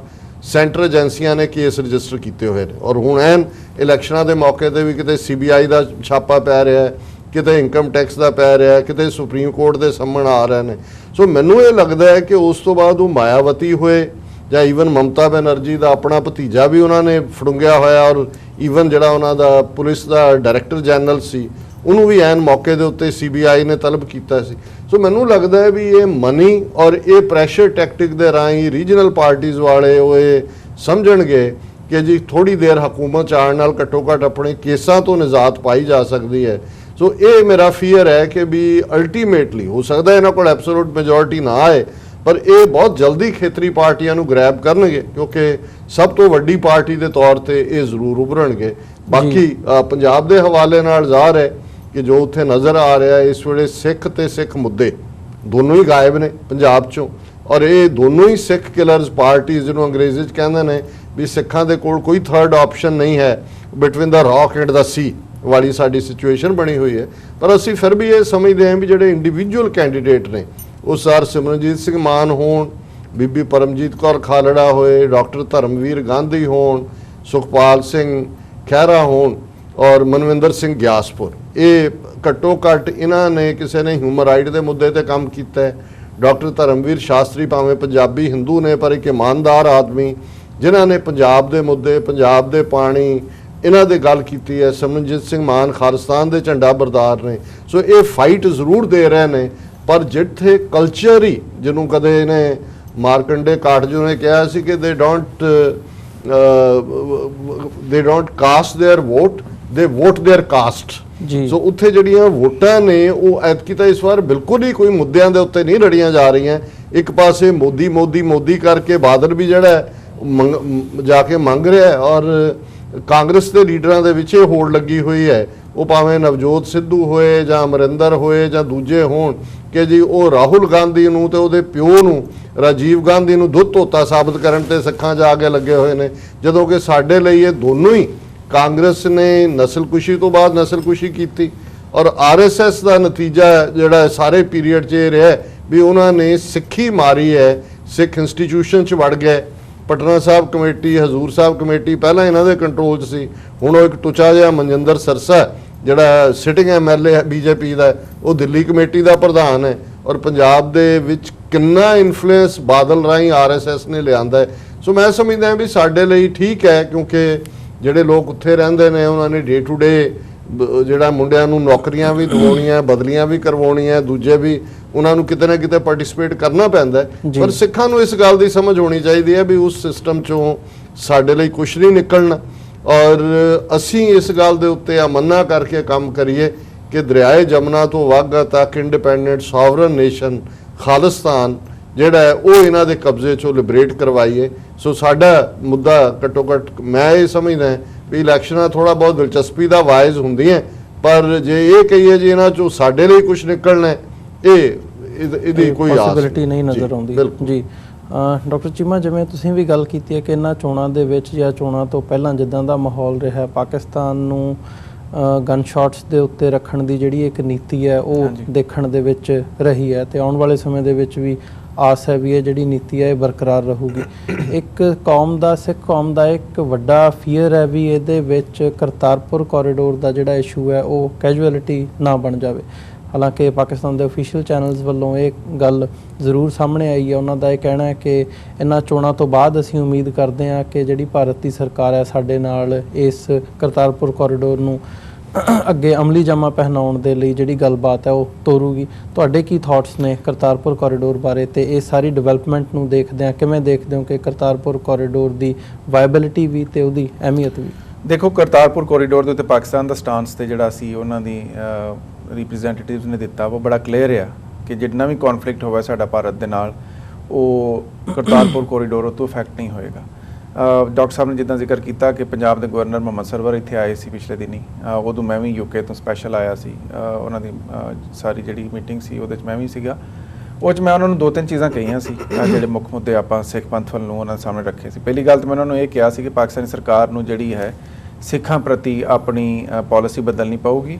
ਕਿ ਸਿੱਖ ਪਾਕਿਸਤਾਨ ਤੇ ਭਾਰਤ ਦਰਮਿਆਨ ਕੋਈ ਇੱਕ ਬੈਲੈਂਸਿੰਗ ਫੈਕਟਰ ਨਹੀਂ ਹੈਗੇ। Sikhs has to be treated as Sikhs, not as Indian nationals or ex Indian nationals or Indian diaspora. So Pakistan ਦਾ ਭਾਰਤ ਨਾਲ ਜੋ ਵੀ ਚੱਲਦਾ ਹੋਵੇ ਵਿਸ਼ਾ,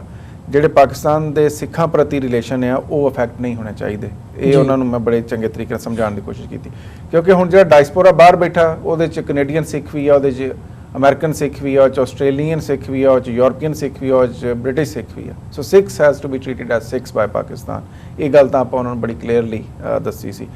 ਦੂਸਰਾ ਇਹ ਹੈ ਕਿ ਗੁਰੂ ਸਾਹਿਬ ਦੇ 550 ਸਾਲਾ ਪ੍ਰਕਾਸ਼ ਪੁਰਬ ਵੀ ਆ, ਉਹਦੀ ਖਾਸ ਤੌਰ ਤੇ ਪਾਕਿਸਤਾਨ ਦੇ ਵਿੱਚ ਤੁਹਾਨੂੰ ਪਤਾ ਉਤਸ਼ਾਹ ਵੀ ਹੈ ਸਰਕਾਰ 'ਚ, ਬਲਕਿ ਆਉਣ ਤੋਂ ਪਹਿਲਾਂ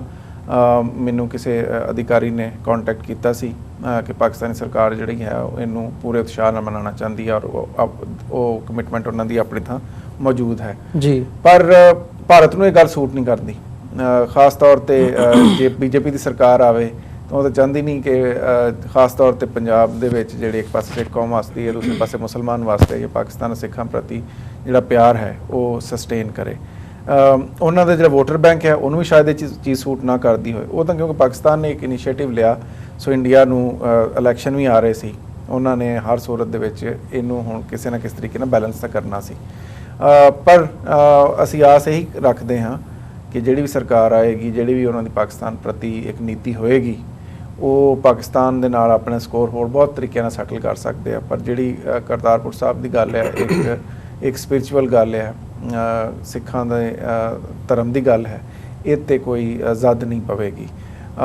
ਸੋ ਅਸੀਂ ਆਸ ਕਰਦੇ ਹਾਂ ਵੀ ਇਹ ਕੰਮ ਚੱਲਦਾ ਰਹੇਗਾ। ਰੱਬ ਨਾ ਕਰੇ ਜੇ ਇੱਦਾਂ ਕੁਝ ਹੋ ਜਾਏ ਵੀ ਰੁਕ ਜਾਏ ਸਿੱਖਾਂ ਵਾਸਤੇ, ਫਿਰ ਵੀ ਮੈਨੂੰ ਆਸ ਹੈ ਪਾਕਿਸਤਾਨੀ ਸਰਕਾਰ ਤੋਂ ਵੀ ਕਿ ਖਾਸ ਤੌਰ 'ਤੇ ਜਦੋਂ ਗੁਰੂ ਸਾਹਿਬ ਦਾ 550 ਸਾਲਾ ਹੈਗਾ ਪ੍ਰਕਾਸ਼ ਦਾ ਸਮਾਂ, ਤੇ ਉਸ ਵਕਤ ਪਾਕਿਸਤਾਨ ਆਪਣੇ ਬੂਹੇ ਸਿੱਖਾਂ ਲਈ ਖੁੱਲੇ ਰੱਖੇਗਾ ਔਰ ਜਿਹੜਾ ਡਾਇਸਪੋਰਾ ਸਿੱਖ ਬਾਹਰ ਵਸਦਾ ਉਹ ਸਾਰੇ ਦਾ ਸਾਰਾ ਜਾ ਕੇ ਪੂਰੇ ਉਤਸ਼ਾਹ ਦੇ ਨਾਲ ਗੁਰੂ ਸਾਹਿਬ ਦੇ ਜਿੰਨੀਆਂ ਥਾਵਾਂ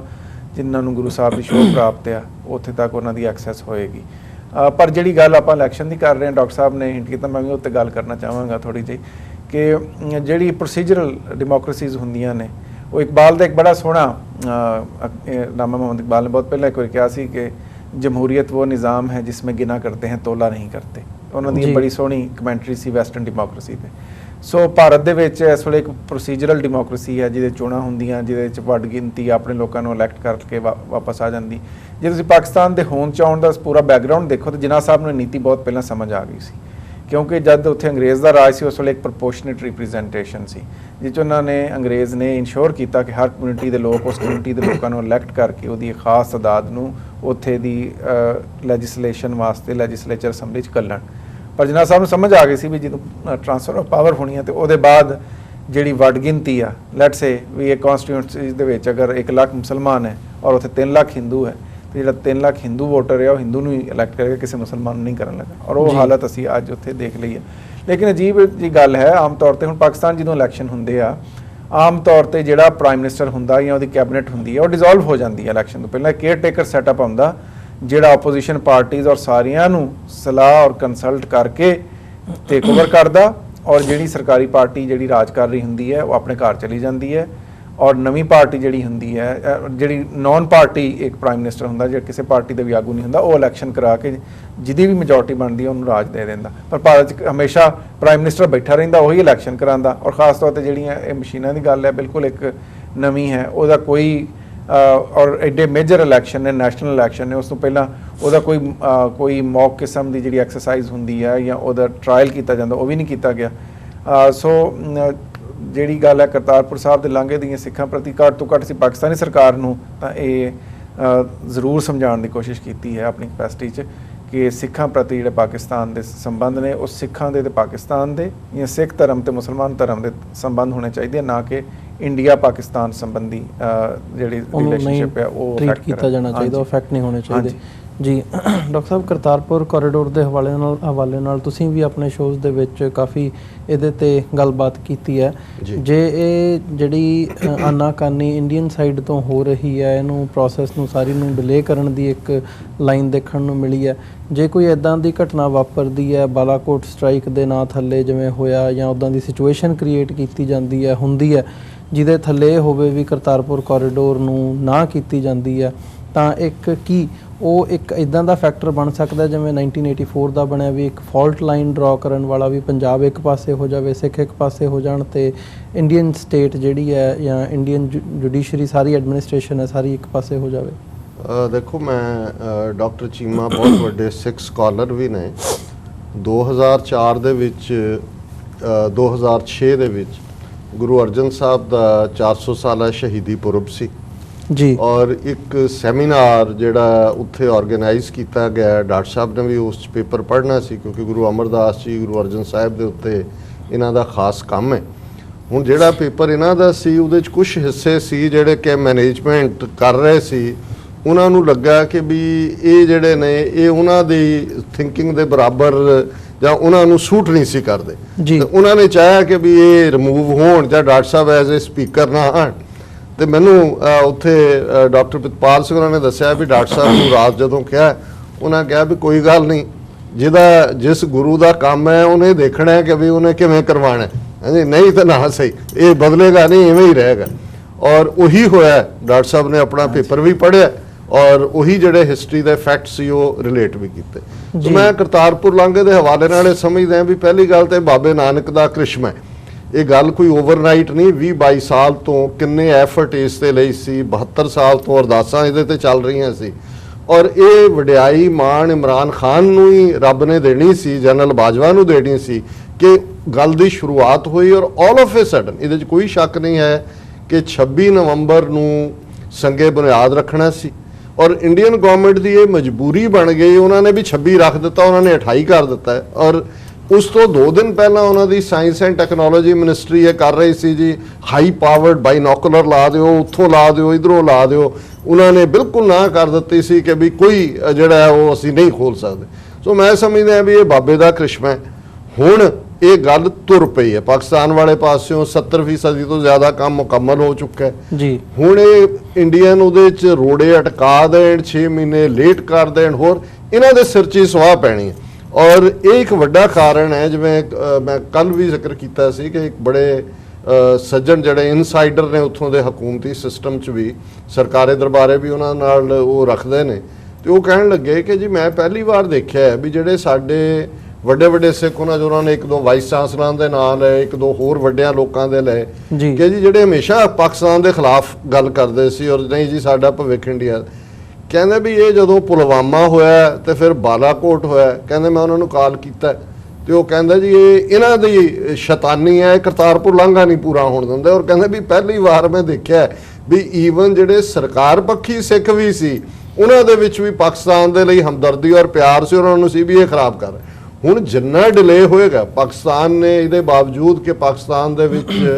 ਬੜਾ ਜ਼ਬਰਦਸਤ ਫਾਈਨੈਂਸ਼ੀਅਲ ਕ੍ਰਾਈਸਿਸ ਹੈ, ਅੱਜ ਵੀ ਪਾਕਿਸਤਾਨੀ ਰੁਪਈ ਹੋਰ ਡਿੱਗਿਆ ਹੈ ਡਾਲਰ ਦੇ ਹਵਾਲੇ ਨਾਲ, IMF ਬੜਾ ਹਾਰਡ ਟਾਈਮ ਦੇ ਰਿਹਾ ਹੈ, ਲੇਕਿਨ ਇਹਦੇ ਬਾਵਜੂਦ ਜਿਹੜੇ ਫੰਡਸ ਕਰਤਾਰਪੁਰ ਕੋਰੀਡੋਰ ਲਈ ਨੇ ਉਹ ਵੀ ਬਰਾਬਰ ਜਿਹੜੇ ਨੇ ਬੜੀ ਤੇਜ਼ੀ ਨਾਲ ਕੰਮ ਹੋ ਰਿਹਾ। ਔਰ ਕੱਲ੍ਹ ਹੀ ਪਾਕਿਸਤਾਨ ਇਵੈਕੂਏਸ਼ਨ ਟਰਸਟ ਬੋਰਡ ਦੇ ਚੇਅਰਪਰਸਨ ਨੇ ਕਿਹਾ ਕਿ ਅਸੀਂ ਇੱਕ ਟੈਂਟ ਸਿਟੀ ਬਣਾ ਰਹੇ ਹਾਂ, 25,000 ਲੋਕ ਜਿਹੜੇ ਡਾਇਸਪੋਰਾ ਚੋਂ ਆਉਣਗੇ ਉਹਨਾਂ ਦੇ ਠਹਿਰਣ ਦਾ ਔਰ ਦੂਸਰਾ ਪ੍ਰਬੰਧ ਜਿਹੜਾ ਉਹ ਕੀਤਾ ਜਾ ਰਿਹਾ। ਪੋਸਟਲ ਸਟੈਂਪ ਗੁਰੂ ਨਾਨਕ ਸਾਹਿਬ ਦੇ 500 ਸਾਲਾਂ ਤੇ ਜਾਰੀ ਹੋ ਰਹੀ ਹੈ, ਕੋਇਨ ਜਾਰੀ ਹੋ ਰਿਹਾ। ਸੋ ਮੈਂ ਸਮਝਦਾ ਵੀ ਇਹ ਇੱਕ ਪਾਸੇ ਗੁਰੂ ਦੀ ਆਪਣੀ ਕ੍ਰਿਸ਼ਮਾਈ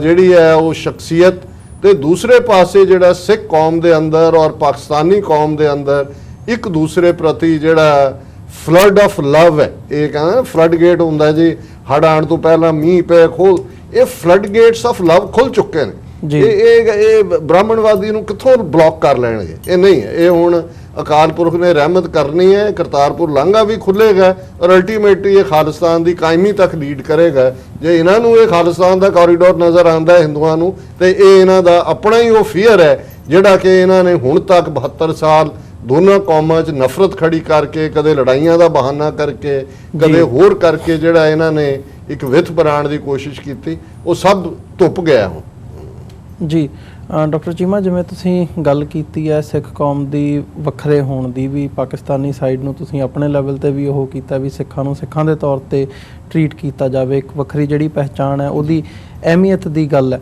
ਕਿਤੇ ਨਾ ਕਿਤੇ ਸਿੱਖਾਂ ਦੇ ਵਿੱਚ ਇੱਕ ਫੈਕਟਰ ਹੈ, ਇਹ ਗੱਲ ਸਾਡੇ ਲੋਕਾਂ ਨੂੰ ਸਮਝਾਉਣੀ ਕਿਤੇ ਨਾ ਕਿਤੇ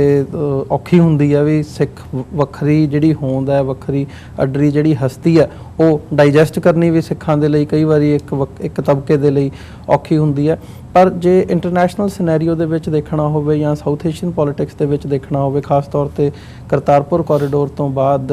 ਜਿਹੜੇ ਚਾਈਨੀਜ਼ ਅਫੀਸ਼ੀਅਲਸ ਨੇ,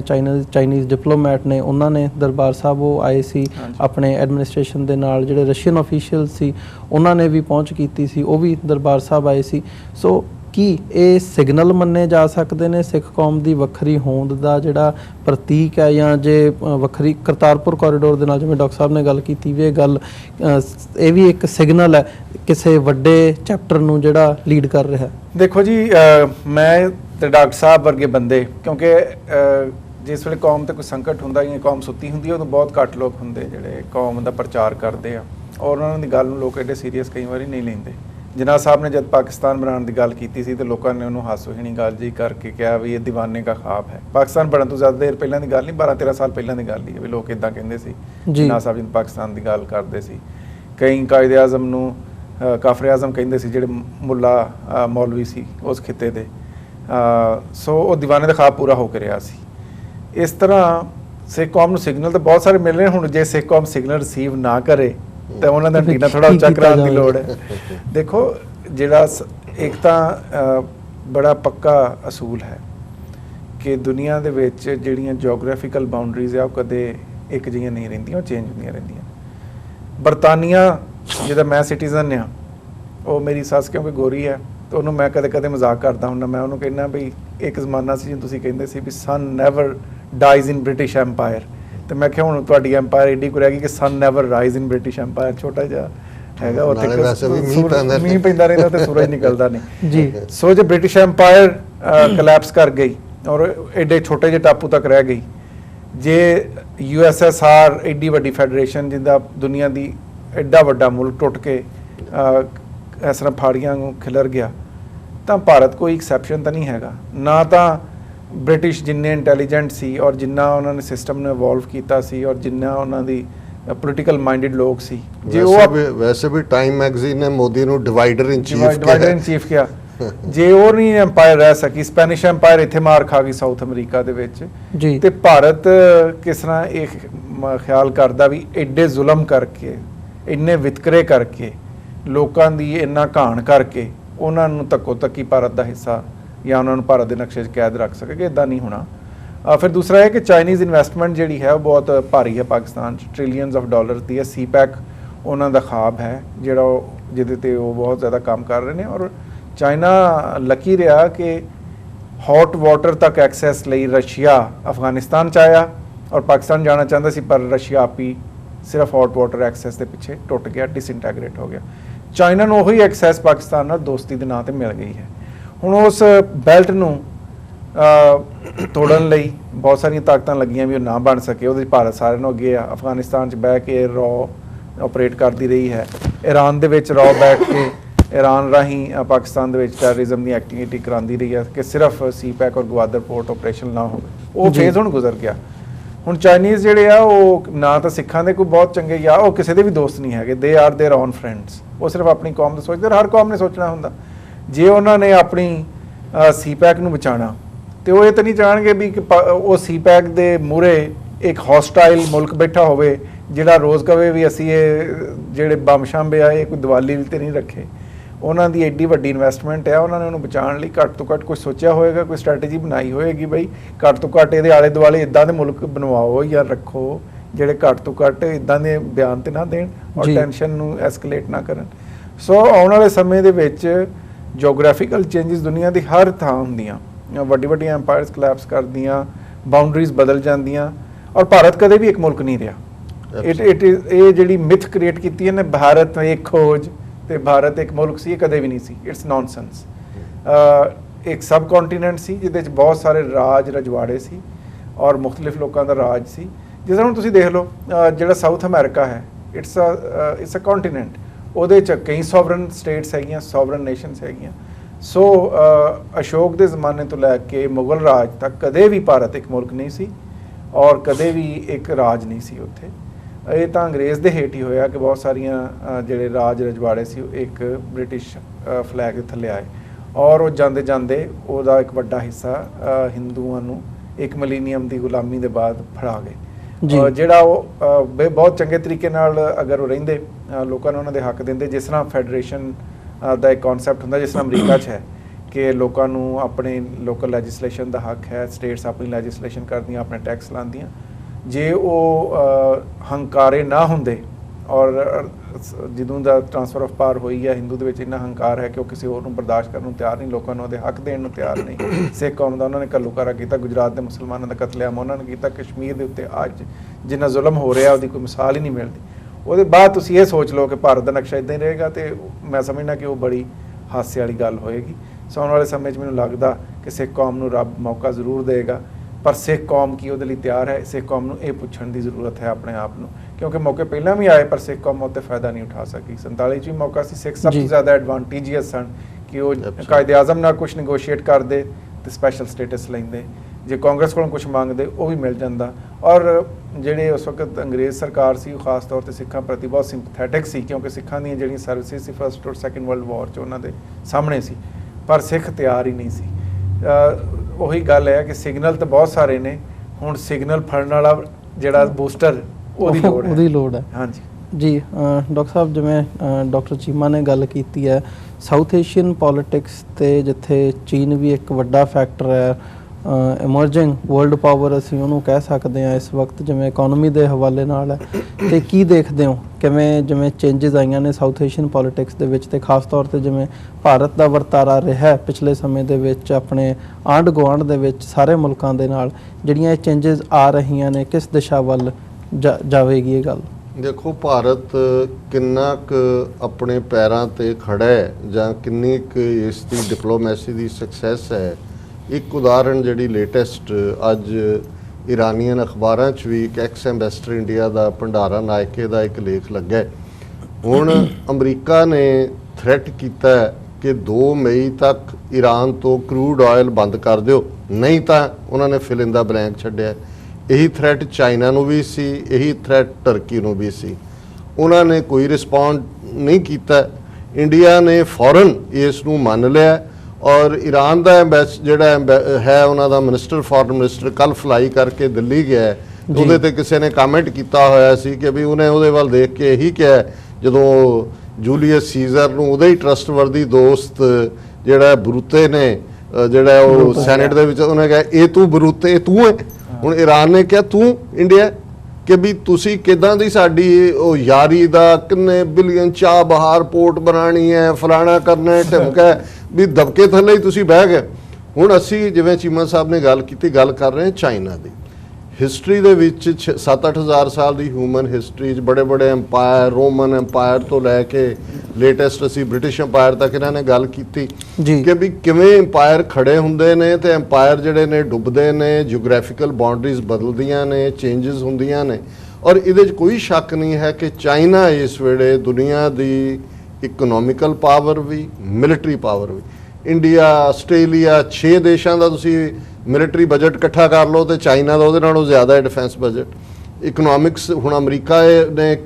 25% ਟੈਰਿਫਸ ਲਾਤੀਆਂ, ਚਾਈਨਾ ਦੇ ਸਿਹਤ ਤੇ ਕੋਈ ਅਸਰ ਨਹੀਂ ਹੈ। ਉਹ ਇੱਕ ਸਿਵਲਾਈਜੇਸ਼ਨ ਹੈ 5-6 ਹਜ਼ਾਰ ਸਾਲ ਦੀ। ਔਰ ਇਸੇ ਤਰ੍ਹਾਂ ਈਰਾਨ ਹੈ, ਈਰਾਨ ਦੀ ਵੀ 5-6 ਹਜ਼ਾਰ ਸਾਲ ਦੀ ਆਪਣੀ। ਇਹ ਵੱਖਰੀ ਗੱਲ ਹੈ ਵੀ ਉਹਨਾਂ ਨੂੰ ਵੀ ਥੋੜਾ ਜਿਹਾ ਸਵਾਦ ਚਾਹੀਦਾ ਸੀ ਜਿਹੜਾ ਉਹ ਪਾਕਿਸਤਾਨ ਦੇ ਖਿਲਾਫ ਜਾਂ ਦੂਜਾ ਇੰਡੀਆ ਦੇ ਨਾਲ ਉਹ ਸਮਝਦੇ ਸੀ, ਕਿਉਂਕਿ ਉਹਨਾਂ ਨੂੰ ਕੋਈ ਬਹੁਤਾ ਇੰਡੀਅਨਸ ਦਾ ਪਤਾ ਨਹੀਂ ਕਿੱਥੋਂ ਨਾਦਰ ਸ਼ਾਹ ਆਇਆ ਸੀ ਈਰਾਨ, ਉਸ ਤੋਂ ਬਾਅਦ ਕੋਈ ਪਰਸ਼ੀਅਨ ਲਿੰਕ ਦੂਜਾ ਤੀਜਾ। ਉਹ ਵੀ ਅਸੀਂ ਤਾਂ ਆਪਣੀ ਬਾਣੀ 'ਚ ਅੱਜ ਵੀ ਪਰਸ਼ੀਅਨ ਪੜ੍ਹਦੇ। ਜਦੋਂ ਮੈਂ ਇੱਕ ਵਾਰ ਇੱਕ ਇਸਲਾਮਿਕ ਵਿਚਾਰਧਾਰਾ ਨਾਲ ਗੱਲ ਕਰ ਰਿਹਾ ਸੀ, ਮੈਂ ਕਿਹਾ ਜੀ ਤੁਸੀਂ ਤਾਂ ਪਰਸ਼ੀਅਨ ਭੁਲਾ ਦਿੱਤੀ, ਅਸੀਂ ਤਾਂ ਰੋਜ਼ਾਨਾ ਸਵੇਰੇ ਪ੍ਰੇਅਰ 'ਚ ਪੜ੍ਹਦੇ ਹਾਂ। ਕਹਿੰਦੇ ਜੀ ਕੀ? ਮੈਂ ਕਿਹਾ ਗਨੀਮੁਲ ਸ਼ਿਕਸਤ ਹੈ,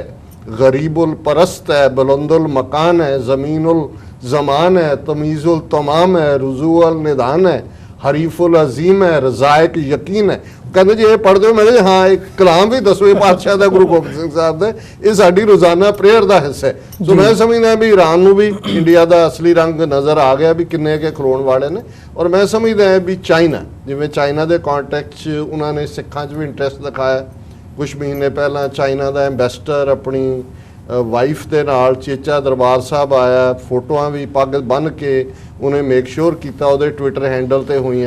फिर वो वाघा बॉर्डर भी गया और करतारपुर कॉरीडोर नूं चाइना की फॉरेन मिनिस्ट्री ने वैलकम किया। रशिया का एंबैसडर पाकिस्तान च आया, एक सैमीनार पार्टिसिपेट, उन्हें वैलकम किया। स्टेट डिपार्टमेंट ने वैलकम किया। सो जो असीं ये सारा कुछ देख रहे हैं, चीमा साहब ने बिल्कुल ठीक है कि भी खालिस्तान तो साडे दरवाजे ते दस्तक दे रहा है, कुंडा तो असीं उठ के खोलना अंदरों। जे बाहरों ही पुछी जाएंगे भी ठीक है आ गया वो खोलो भी भाई दरवाजा, हुण गल नूं अगे तोरो। तो मैं समझदा है भी साडी मंजिल बहुत करीब है और इस कोई शक नहीं है कि भारत एक आर्टिफिशियल एडमिनिस्ट्रेटिव यूनिट क्रिएट की सी ब्रिटिश ने अपने गवर्न करने लई। जान लगे अंग्रेज़ बाणियां हिंदू बाणियां के हवाले वड्डा जंक ਉਹਦਾ ਦੇ ਗਿਆ ਉਹਨਾਂ ਨੂੰ ਵੱਡਾ ਚੰਕ। ਔਰ 1000 ਸਾਲ ਦੀ ਗੁਲਾਮੀ ਤੋਂ ਬਾਅਦ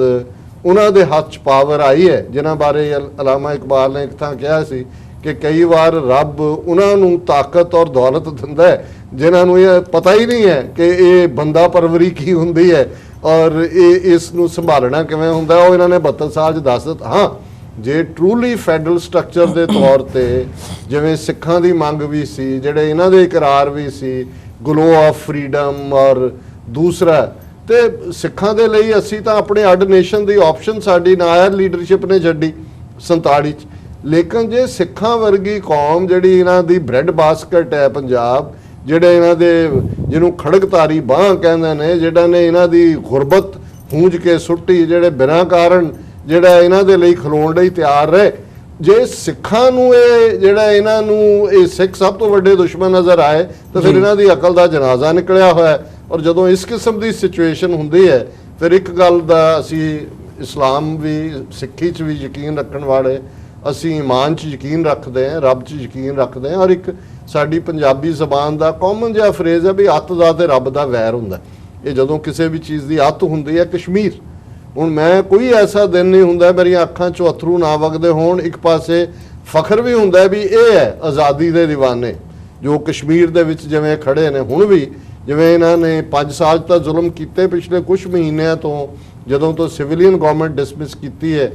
ਰੋਜ਼ਾਨਾ ਉੱਥੇ ਨੌਜਵਾਨ ਮਾਰੇ ਜਾ ਰਹੇ ਨੇ, ਬੀਬੀਆਂ ਬੱਚੀਆਂ ਦੀ ਬੇਹੁਰਮਤੀ ਹੋ ਰਹੀ ਹੈ, ਲੇਕਿਨ ਹਰ ਖੂੰਜੇ 'ਚੋਂ ਆਵਾਜ਼ ਆ ਰਹੀ ਹੈ ਆਜ਼ਾਦੀ ਆਜ਼ਾਦੀ। ਕਿਵੇਂ ਮਾਰ ਲੋਕ ਸਾਰਾ ਤੁਸੀਂ ਕਾਰਪੇਟ ਬੰਬਿੰਗ ਕਰਕੇ ਐਲੀਮੀਨੇਟ ਕਰ ਦਿਓ, ਫਿਰ ਵੀ ਉਸ ਮਿੱਟੀ 'ਚੋਂ ਵੀ ਆਵਾਜ਼ ਆਏਗੀ ਆਜ਼ਾਦੀ ਆਜ਼ਾਦੀ। ਕਿਵੇਂ ਗੁਲਾਮ ਬਣਾ ਰਹੋਗੇ ਤੁਸੀਂ? ਸੋ ਇੱਕ ਗੱਲ ਦਾ ਧਿਆਨ ਰਹੇ, ਗੁਲਾਮ ਉਹ ਬਣਦਾ ਜੋ ਗੁਲਾਮ ਰਹਿਣਾ ਚਾਹੁੰਦਾ। ਜੋ ਗੁਲਾਮ ਨਹੀਂ ਰਹਿਣਾ ਚਾਹੁੰਦਾ ਉਹਨੂੰ ਕੋਈ ਗੁਲਾਮ ਨਹੀਂ ਬਣਾ ਸਕਦਾ। ਠੀਕ ਹੈ, ਅੱਜ ਪੰਜਾਬ ਦੇ ਵਿੱਚ ਇਹਨਾਂ ਨੇ ਇੱਕ ਤੋਂ ਬਾਅਦ ਇੱਕ ਨਸਲਕੁਸ਼ੀ ਕਰਕੇ ਸਾਡੀ 2 ਜਨਰੇਸ਼ਨਾਂ, ਜਿਵੇਂ ਇੱਕ ਬਜ਼ੁਰਗ ਨੇ ਤਰਨਤਾਰਨ 'ਚ ਗਿਆ, ਉਹਨੂੰ ਪੁੱਛਿਆ ਜੀ ਕਿਹਨੂੰ ਵੋਟ ਪਾਓਗੇ? ਉਹਨੇ ਕਿਹਾ ਜੀ ਕਿਹੜੀਆਂ ਵੋਟਾਂ? ਇੱਕ ਜਨਰੇਸ਼ਨ ਖਾੜਕੂ ਕਹਿ ਕੇ ਮਾਰ ਦਿੱਤੀ, ਦੂਸਰੀ ਡਰੱਗਸ ਦੇ ਹਵਾਲੇ ਕਰਤੀ, ਤੀਸਰੀ ਜੰਮਣੀ ਕੋਈ ਨਹੀਂ। ਸੋ ਉਹਨਾਂ ਤੇ ਮੈਂ ਸਮਝ ਸਕਦਾ ਹਾਲਾਤ ਕੀ ਨੇ, ਪਰ ਡਾਇਸਪੋਰਾ ਸਿੱਖ ਇਸ ਵੇਲੇ ਫਰਮ ਹੈ ਆਪਣੀ ਇਸ ਜਿਹੜੀ ਆਜ਼ਾਦੀ ਦੇ ਕਨਸੈਪਟ ਨੂੰ ਲੈ ਕੇ। ਔਰ ਅਲਟੀਮੇਟਲੀ ਉਹ ਦਿਨ ਦੂਰ ਨਹੀਂ ਜਦੋਂ ਕਿ ਦਰਿਆਏ ਜਮਨਾ ਤੋਂ ਵਾਘਾ ਤੱਕ ਅਸੀਂ ਆਪਣੇ ਫਾਦਰਲੈਂਡ ਨੂੰ, ਆਪਣੀ ਮਦਰਲੈਂਡ ਨੂੰ ਇੰਡੀਅਨ ਆਕੂਪੇਸ਼ਨ ਤੋਂ ਲਿਬਰੇਟ ਕਰਵਾਵਾਂਗੇ। ਜੀ